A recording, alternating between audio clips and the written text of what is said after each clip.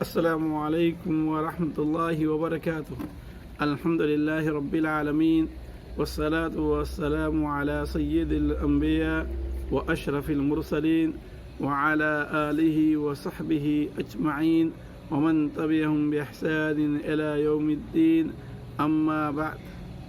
आजको मेरो विषय हो हसदका कारणहरू। आदरणीय दाजुभाइ तथा दिदी बहिनीहरू, हामी सबै चाहन्छौँ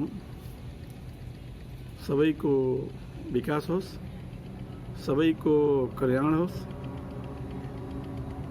जहाँ जुनसुकै पनि ठाउँमा बसेर हामी कुराकानी गर्छौँ वा कुनै सभा भेला हुन्छ, प्राय यो नै कुरा सुन्नमा आउँछ, मानव विकास कसरी हुन्छ, गाउँघरको विकास कसरी हुन्छ, देशको विकास कसरी हुन्छ र हाम्रो समाजको कल्याण कसरी हुन्छ। तर पछि केही यस्ता घटनाहरू पनि सुन्न र पढ्न र साथै देख्नको पनि मिल्छ, जसबाट के प्रश्न हुन्छ, मौखिक रूपमा जुन हामी भन्छौँ त्यसमा कहाँसम्म हामी सत्य छौँ र व्यवहारिक रूपमा हामीहरूले के कस्तो क्रियाकलापमा लागेका छौँ। यसर्थ दाजुभाइहरू, यो हसद जसलाई हामीहरूले ईर्ष्या भनेका छौँ, मानिस हसद किन गर्छ, ईर्ष्या किन गर्छ र यसका कारणहरू के हुन्, यदि यस बारेमा पनि हामीहरू अलिकति गम्भीर भएर सोच विचार गर्छौँ भन्नाले थाहा पाइसकेपछि इन्शाअल्लाह अल्लाहको कृपाले अवश्य नै यस्ता खालका जुन कारणहरू छन्, हसदका र ईर्ष्याका कारणहरू छन्, त्यसबाट आफूलाई जोगाउने प्रयास गर्छौँ। यसैले जब हामी धार्मिक ग्रन्थ पढ्छौँ र त्यसका व्याख्या जुन विद्वानहरूले गरेका छन्, जब त्यस्ता खालका पुस्तकहरू पढ्छौँ, हामीलाई छुट्टा छुट्टै कारणहरू यसका थाहा हामी पाउँछौँ। जसमध्ये सर्वप्रथम कारण अल्लाह तालाको जुन निर्णय हो, त्यो निर्णयलाई अस्वीकार गर्नु हसदका कारणहरूमध्ये सबभन्दा ठुलो र सबभन्दा पहिलो प्रथम खालको जुन कारण हुनसक्छ त्यो के हो? अब संसारमा अल्लाहलाई कसलाई कति दिनुभयो र कसलाई अल्लाह तालाले कहाँ कुन ठाउँमा कस्तो अवस्थामा सृष्टि गर्नुभयो। मानिस जब अल्लाहको जुन निर्णय हुन्छ र अल्लाहको जुन उहाँको फैसला जुन छ त्यसलाई मानिसले अस्वीकार गर्छ भन्नाले त्यहीँबाट हसद र ईर्ष्याको प्राय सुरुवात हुन्छ। अल्लाह तालाले पवित्र कुरानमा भन्नुभएको छ, अल्लाहु यब्सुतुर रिज्क लिमन यशाउ मिन इबादिही व यक़दिरु लहु इन्नल्लाह बिकुल्लि शैइन अलीम। निस्सन्देह अल्लाह ताला आफ्ना भक्तहरूमध्ये जसलाई चाहनुहुन्छ व्यापक जीविका प्रदान गर्नुहुन्छ र जसलाई चाहनुहुन्छ त्यसलाई सीमित जीविका प्रदान गर्नुहुन्छ। इन्नल्लाह बिकुल्लि शैइन अलीम। निस्सन्देह अल्लाह ताला हरेक चीज वस्तुको ज्ञान अल्लाह ताला राख्दछन्। यसर्थ दाजुभाइहरू, अल्लाह तालाले यदि कसैलाई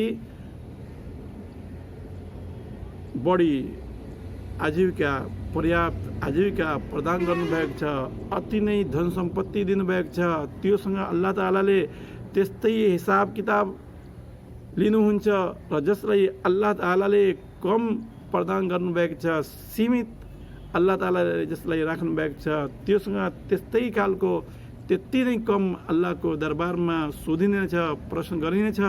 यसर्थ दाजुभाइहरू, हामी सबैको इच्छा हुन्छ र हामी सबैको अभिलाषा हुन्छ भन्नाले आरामदायी जीवन व्यतीत गरौँ र त्यसका लागि भन्नाले प्रयास हामी गरिरहेका छौँ र प्रयास गर्नु कुनै नराम्रो खालको कुरा होइन। तर आफ्नो प्रयास गरेर यदि हामी आफ्नो जुन मनसाय हो, आफ्नो अभिलाषा जुन हो, त्यसलाई हामी प्राप्त गर्छौँ भन्नाले गरिलिन्छौँ भन्नाले अल्लाहको प्रशंसा गर्छौँ, अल्लाहको गुणगान गर्छौँ, तर प्रयास पनि गर्दाखेरि मानिस त्यहाँसम्म पुग्न सक्दैन भन्नाले त्यस्तो अवस्थामा धैर्य धारण गर्छौँ। किन भन्नाले हदिसमा र पवित्र कुरानमा हामीहरूलाई यो नै शिक्षा दिइएको छ। यस दाजुभाइहरू, अल्लाह तालाले आफ्नो इच्छा अनुसार जसलाई जहाँ चाहनुभयो त्यो देशमा, त्यो ठाउँमा हामीलाई जन्माउनु भयो र जसलाई अल्लाह तालाले जस्तो चाहनुभयो त्यस्तो रूप र त्यस्तो भन्नाले त्यस्तो रूपमा र जसलाई पुरुष चाहनुभयो, जसलाई स्त्री महिला चाहनुभयो त्यस्तो अवस्थामा अल्लाह तालाले जन्माउनु भयो। यसमा हामीहरूले प्रश्न अल्लाह तालासित गर्न सक्दैनौँ कि अल्लाह तालाले मलाई तपाईँले यो नै देशमा किन जन्माउनु भयो, यो नै वंशमा किन जन्माउनु भयो, यो नै ठाउँमा तपाईँले किन जन्माउनु भयो, फलानु ठाउँमा किन जन्माउनु भएन, फलानु वंशमा किन जन्माउनु भएन, राजा महाराजाहरूको घरमा अल्लाह तपाईँले मलाई किन जन्माउनु भएन र यस्ता खालका प्रश्न हामी अल्लाह तालासित गर्न सक्दैनौँ र हामीहरूलाई अधिकार पनि दिइएको छैन। यस जुन अवस्थामा छौँ र जुन अवस्थामा अल्लाह तालाले हामीहरूलाई संसारमा पठाउनु भएको छ, सृष्टि गर्नुभएको छ, हाम्रो जिम्मेवारी हो हामी अल्लाहको गुणगान गरौँ, अल्लाहको प्रशंसा गरौँ। हामी हेर्न सक्छौँ संसारमा कतिपय प्राणीहरू छन्। अब कसैले यो पनि भन्न सक्छ नि, फलानु प्राणीलाई अल्लाह तालाले त्यो नै रूप किन दिनुभयो। अब त्यो प्राणीले त भन्नाले प्रश्न पनि गर्न सक्छ, अरूले पनि प्रश्न गर्न सक्छ। यस दाजुभाइहरू, यदि हामी चाहन्छौँ हाम्रो हृदयलाई, हाम्रो मनलाई सन्तुष्टि प्राप्त होस्, त्यस्तो अवस्थामा आफूभन्दा जुन तल्लो खालका जुन मानिसहरू छन् त्यसलाई हामी जब हेर्छौँ त्यो बेला हाम्रो मनलाई सन्तुष्टि प्राप्त हुन्छ। अल्लाह तालाले उहाँभन्दा राम्रो हामीलाई बनाउनु भएको छ।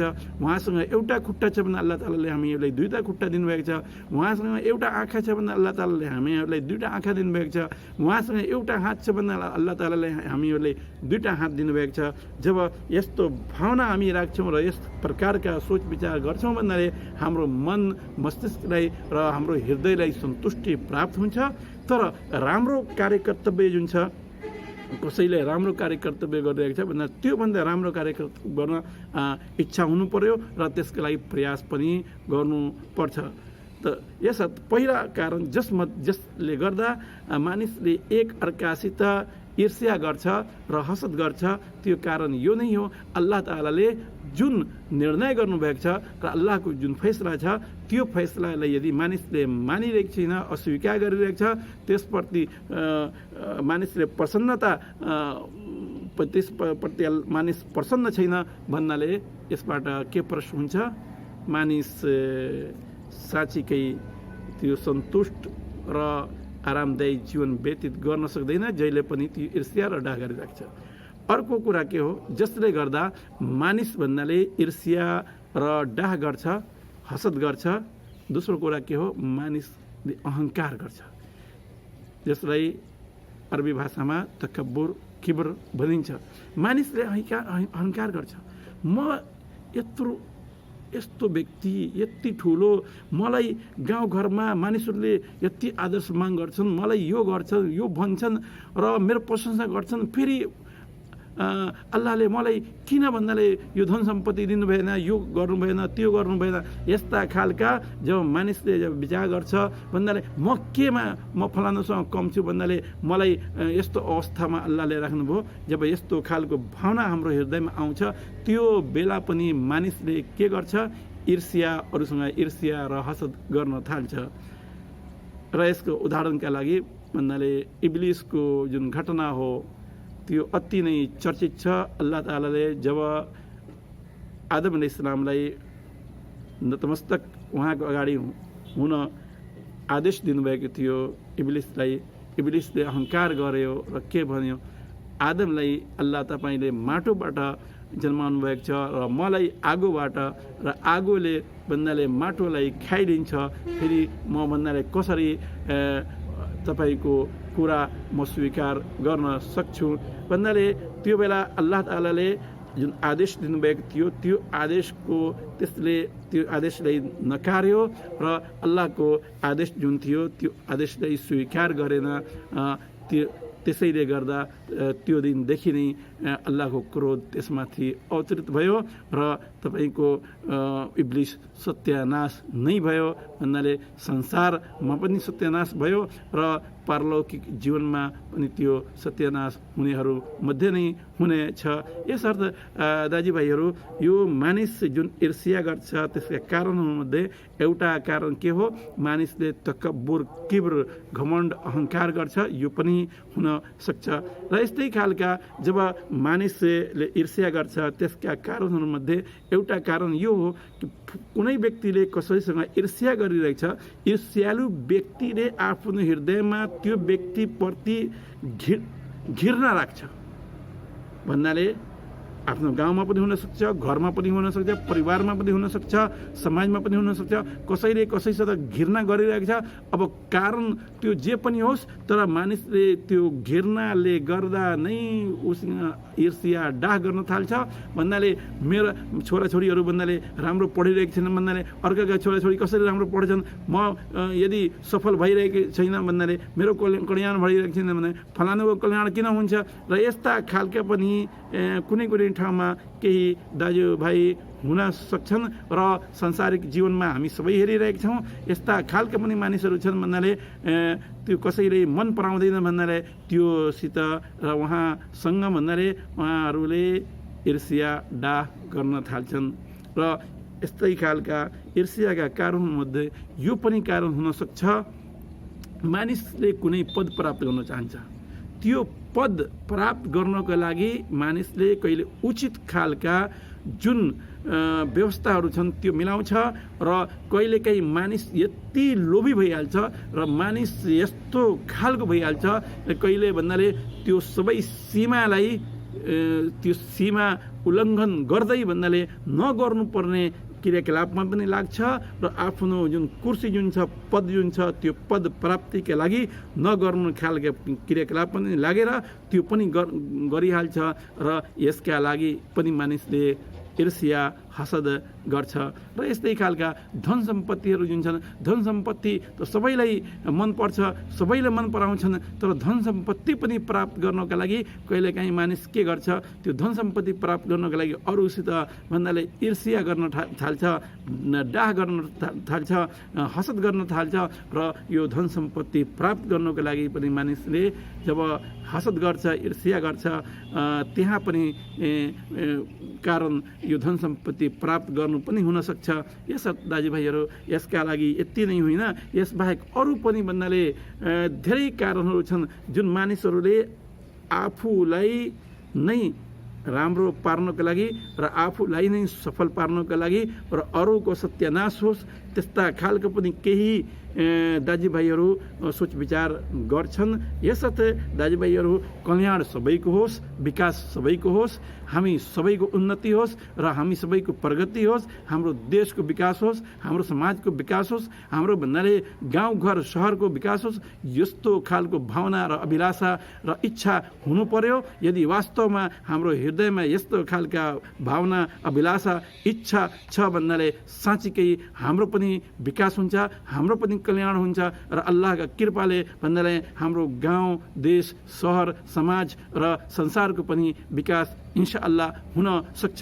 तर जब मानिस जहिलेसम्म आफ्नो हृदयमा अरूप्रति राम्रो भावना राख्दैन त्यो बेलासम्म भन्नाले मात्र आफूलाई ठुलो भन्नाले मानिस ठुलो हुन सक्दैन, बरु आफूलाई पनि सफल पार्नु पर्यो र आफ्नो घर परिवारलाई पनि सफल पार्नु पर्यो र साथसाथै भन्नाले अरूलाई पनि सफल पार्नका लागि दैनिक रूपमा प्रयास गर्नु पर्यो। अन्तमा अल्लाह तालासित प्रार्थना छ, अल्लाह तालाले हामी सबैलाई हसदबाट र हसदका जुन कारणहरूबाट हामी सबैलाई अल्लाह तालाले सुरक्षित राखुन् र जुन सत्य तथ्य राम्रा खालका कुराहरू छन् त्यसमा लाग्ने क्षमता प्रदान गरून्। आमीन। वसल्लल्लाहु अला नबियना मुहम्मद व अला आलिहि व सहबिहि व सल्लम तस्लिमन कसीरा। वस्सलामु अलैकुम व रहमतुल्लाहि व बरकातुहू।